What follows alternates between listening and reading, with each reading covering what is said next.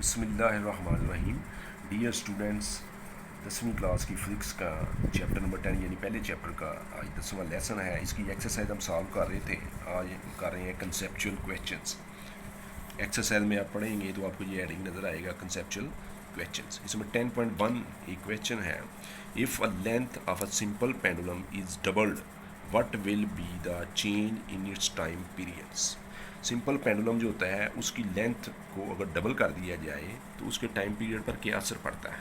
अब आंसर इसका ये होगा कि टाइम पीरियड का फार्मूला हमने पढ़ा हुआ है, time period is equal to 2πL/g। L length है, तो अगर एल जो है ये डबल हो जाए यानी 2L हो जाए, डबल का मतलब उससे 2 से मल्टीप्लाई करें तो फिर क्या होगा। अब हम जो है वो नया टाइम पीरियड निकालने लगे हैं, इसको टी डैश या स्लैश कह सकते हैं। 2πL की जगह 2L आ गया ओवर जी है।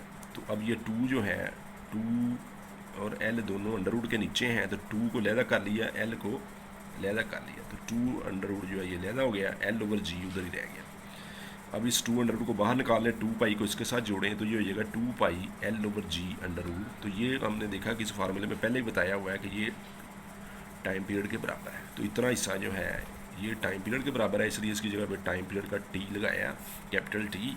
तो ये हमारा आंसर बन गया कि जो न्यू टाइम पीरियड होगा वो 2√(t) के बराबर होगा।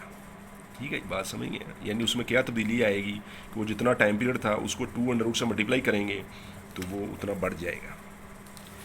दूसरा क्वेश्चन है, a ball is dropped from a certain height on the floor. ऊपर से नीचे आपने बॉल एक फेंका है, बॉल बाउंस कर रहा है कभी ऊपर कभी नीचे, तो ball height on the floor and keep bouncing, ball keeps bouncing, ball जो है वो बाउंस कर रहा है।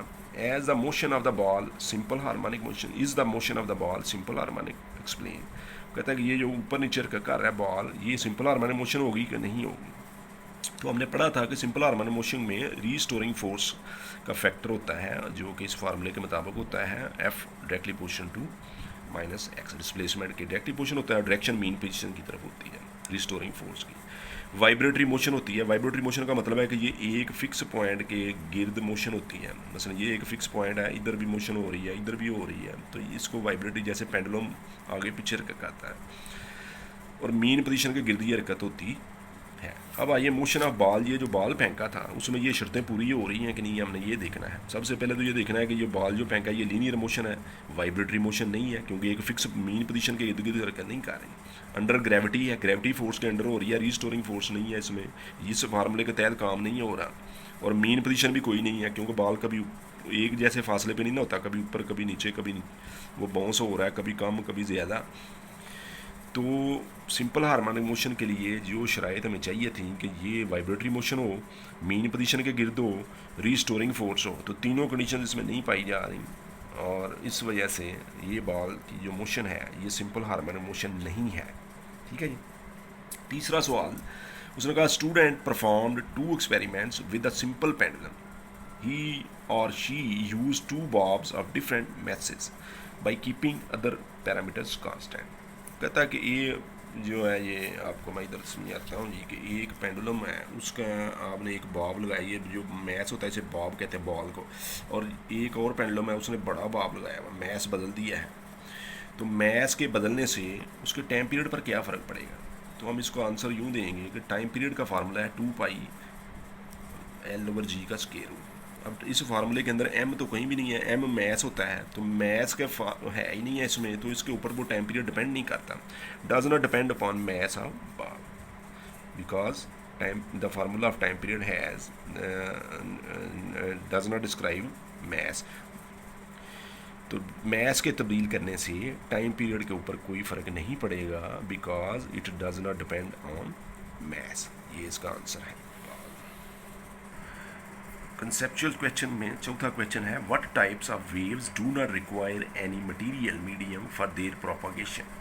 कौन सी वेव्स ऐसी होती हैं जिनको ट्रैवल करने के लिए मीडियम की ज़रूरत नहीं होती है। तो ये आंसर है इसका इलेक्ट्रोमैग्नेटिक वेव्स, पीछे हम पढ़ चुके हैं डिटेल के साथ। आखिरी क्वेश्चन है कंसेप्चुअल क्वेश्चन में, plane waves in the ripple tank undergo refraction when they move from deep to shallow water, what changes does occur in the speed of the waves. हमने ये पढ़ा था कि रिफ्रैक्शन के अंदर जब वो शैलो वाटर में होता है तो उसकी वेवलेंथ कम होती है और उसकी स्पीड कम हो जाती है। और डीप वाटर के अंदर वेवलेंथ ज़्यादा होती है स्पीड। अब वेवलेंथ का स्पीड के साथ तल्लक हमने ये फार्मूला पढ़ा हुआ है कि v is equal to F into lambda. F small F का मतलब फ्रीक्वेंसी, लैम्डा वेवलेंथ है। अगर मैं वेवलेंथ की वैल्यू ज़्यादा कर दूंगा तो इसको मल्टीप्लाई होकर v की वैल्यू ज़्यादा आएगी। अगर वेवलेंथ की वैल्यू कम कर दूंगा तो इसका आंसर भी कम आएगा। इसका मतलब वेवलेंथ कम हो तो जो इसकी वेलोसिटी या स्पीड होती है वो भी कम हो जाती है। तो शैलो वाटर यानी कम गहरे पानी के अंदर वेवलेंथ डिक्रीज़ होती है, जिसकी वजह से स्पीड डिक्रीज़ हो जाती है। बस इतना सवाल का आंसर आपने बताना है। नेक्स्ट सबक में हम जो है न्यूमेरिकल प्रॉब्लम सॉल्व करेंगे।